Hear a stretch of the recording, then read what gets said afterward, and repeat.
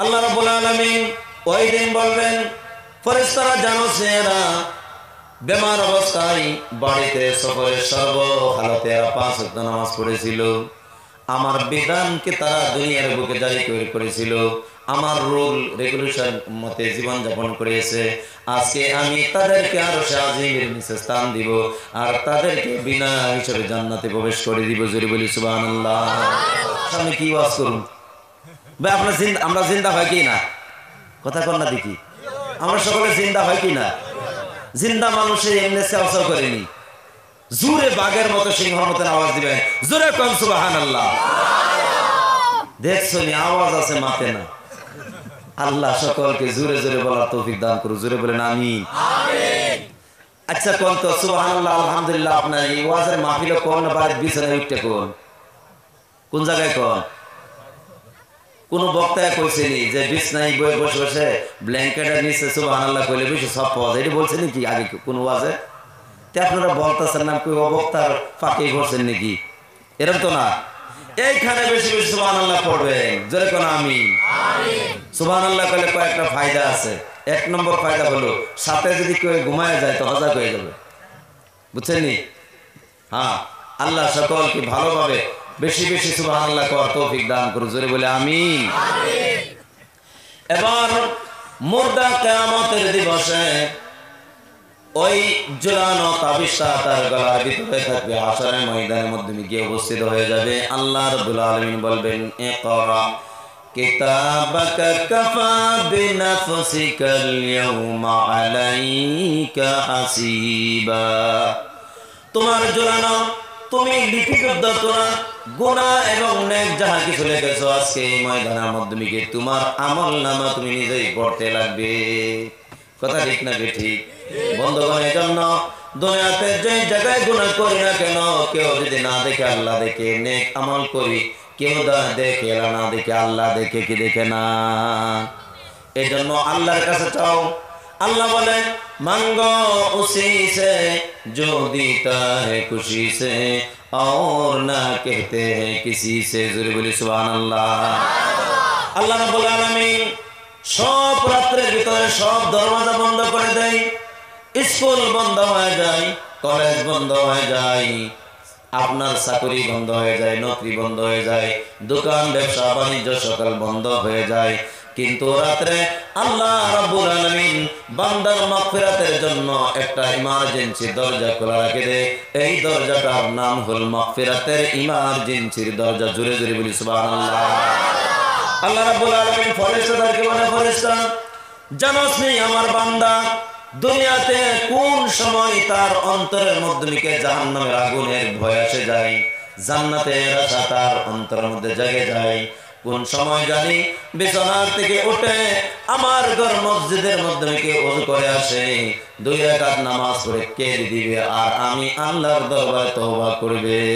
আমি আল্লাহ বান্দাকে বানানোর পরে আমি 70-80 বছর পর্যন্ত বান্দার অপেক্ষায় থাকি।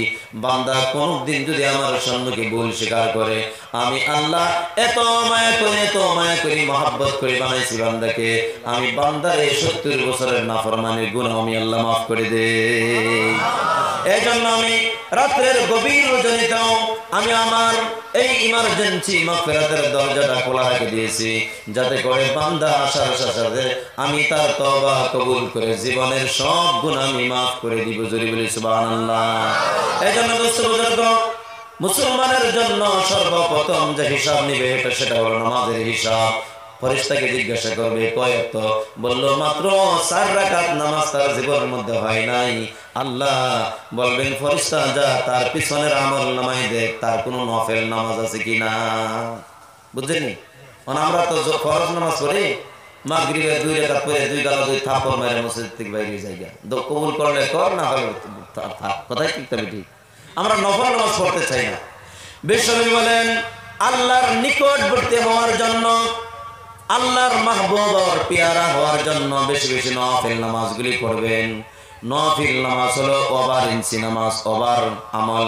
ওই আমলের দ্বারাতে আল্লাহর নৈকট্য লাভ করা যায়। পাঁচ ওয়াক্ত ফরজ নামাজ তো নিজের জান বাঁচানোর জন্য ফরজ, এই জন্য ফরজ নামাজ। কিন্তু আল্লাহর অতি নিকটে পৌঁছার এজন্য বেশি বেশি নফল নামাজ যারা পড়ে, নফলের জরিয়া করে আল্লাহর দরবার পর্যন্ত পৌঁছতে পারে। কথা ঠিক না ঠিক? এই জন্য দোস্ত বুজুর্গ, যোহরের 12 রাকাত নামাজ বিশ্বনবী বললেন যে ব্যক্তি নাকি 12 রাকাত নামাজ পড়বে আমার কাছে আল্লাহর কাছে যখন মুনাজাত চাইবে, বিশ্বনবী বলেন আমি এই 12 রাকাত নামাজ পড়ার জন্য কিয়ামতের মুসিবতের সময় যেদিন কারো কেউ হবে না, ওই দিন আমি বিশ্বনবী তার জন্য সুপারিশ করব। জোরে বলি সুবহানাল্লাহ। দোস্ত বুজুর্গ, যোহরের নামাজের ফরজ নামাজের আগের 4 রাকাত সুন্নাত নামাজের বিষয় নিয়ে আল্লাহ রাসূল বলেছেন, যে ব্যক্তি খুশু এবং কুদুর দ্বারাতে যোহরের 4 রাকাত সুন্নাত নামাজ পড়বে, সে তাহাজ্জুদের নামাজ পড়ার সমতুল্য সওয়াব হাসিল করে। এজন্য পড়ব ইনশাআল্লাহ। আল্লাহর হাবিব বিশ্বনবী বলেন, আল্লাহ রাব্বুল আলামিন ফেরেশতাকে বলেন, ফেরেশতা তার 1 রাকাত ফরজ নামাজ পূরণ করতে গিয়ে 70 রাকাত নফল নামাজ আন। 70 রাকাত নফল নামাজ দিয়ে 1 রাকাত ফরজ পূরণ হবে, জায়গা ফিলাপ হবে। 2 রাকাত পড়তে 2 রাকাত নামাজ ফিলাপ করতে গেলে 140 রাকাত নফল নামাজের প্রয়োজন আছে। এমন ভাবে 4 রাকাত ফরজ নামাজ আপনার যদি কমি হয়ে থাকে পূরণ করার জন্য 70 হিসাব করে দেখেন কত রাকাত নফল নামাজের প্রয়োজন আছে। কথা ঠিক না বেটি? এবার যখন নামাজ তার হয়ে গেল, আল্লাহ রাব্বুল আলামিনের ফেরেশতা বলে আল্লাহ তার বেজাল নাই, বেজাল মুক্ত হয়ে গেল। আল্লাহ রাব্বুল আলামিন তাকে জান্নাতে যাওয়ার ঘোষণা করে দেয়। জোরে বলি সুবহানাল্লাহ। আমরা কারা কারা ইনশাআল্লাহ 5 ওয়াক্ত নামাজ পড়ব? হাত উঠায় দেখাই দিই। আল্লাহ রাব্বুল আলামিন ওই দিন বলবেন, ফেরেশতারা জানো এরা বেমার অবস্থায় বাড়িতে সফরের সর্ব হালতে এরা 5 ওয়াক্ত নামাজ পড়েছিল। আমার বিধানকে তারা দুনিয়ার বুকে জারি করেছিল, আমার রুল রেগুলেশন মতে জীবন যাপন করেছে। আজকে আমি তাদেরকে আরশে আজিমের নিচে স্থান দিব, আর তাদেরকে বিনা হিসাবে জান্নাতে প্রবেশ করে দিব। জোরে বলি সুবহানাল্লাহ। আল্লাহ রাব্বুল আলামিন কোরআনের ভিতরে বর্ণনা করে দিলেন, লা ইয়াবগুনা আনহা হিওয়ালা, আমি আমার জান্নাতের মাধ্যমে তোমাদেরকে দাখিল করার পরে আমি কোনদিন সেই জান্নাত থেকে তোমাদেরকে রিটায়ার করব না। জোরে বলি সুবহানাল্লাহ। সব জায়গায় রিটায়ার আছে, কিন্তু জান্নাতে রিটায়ার নাই। জোরে কর না একবার সুবহানাল্লাহ। জান্নাতের ভিতর দাউদ আলাইহিস সালামের ভয়েস দিবে, আর আপনার 24 থেকে 30 বছরের নজওয়ান বানাই আল্লাহ জান্নাতের মধ্যে দিবে। জোরে বলি সুবহানাল্লাহ। বুড়া মানুষ যারা আছে একজন জান্নাতে যাবে না রে ভাই। বুড়া মানুষ জান্নাতে যাবে না। এক বুড়া বলল, হুজুর তাহলে আজকে থেকে নামাজই পড়বো না। বুড়া মানুষ যদি জান্নাতে যায় না, তবে আমরা আজকে থেকে নামাজ বাদ দিলাম বললেও না। বুড়া মানুষকে 24 বছরের নজওয়ান বানায় আল্লাহ তাকে সুস্থ করে জান্নাতে দিবে। জোরে বলেন সুবহানাল্লাহ। আল্লাহ রাব্বুল আলামিন হযরতে ইউসুফ নবীর চেহারা শক্ল দিয়ে জান্নাতি মানুষকে জান্নাতি বানাবে। জোরে বলি সুবহানাল্লাহ। আল্লাহ তাদের জওয়ান দিবে, জওয়ানি দিবে। এক একটা মানুষ থাকবে আপনার 60 গজের থেকে বেশি। জোরে বলি সুবহানাল্লাহ। জান্নাতি মানুষের বডিটাই বড় হয়ে যাবে। জান্নাতি মানুষের যেটা শরীরের গঠন হবে, ওই শরীরের গঠন হিসাবে তার মজা নেওয়ার জন্য তার শরীরের বিশেষ অঙ্গটা দিবে, তার 10 গজ লম্বা দিবে। জোরে বলি সুবহানাল্লাহ। আল্লাহ রাব্বুল আলামিন জান্নাতের সব নাজ নিয়ামতের মাধ্যম দিয়ে তাকে বান্দাকে এমন জান্নাতি মানুষ বানাবে যে জান্নাতে গিয়ে সে সমস্ত উপভোগ করবে। জোরে বলি সুবহানাল্লাহ। আল্লাহ রাব্বুল আলামিন ওই জান্নাতি মানুষকে যখন জান্নাতে দিবে আর বলবেন, জান্নাতি রে তোদেরকে আমি জান্নাতের মধ্যে দিলাম, এখান থেকে তোরা কোনোদিন রিটায়ার হবে না। সুবহানাল্লাহ।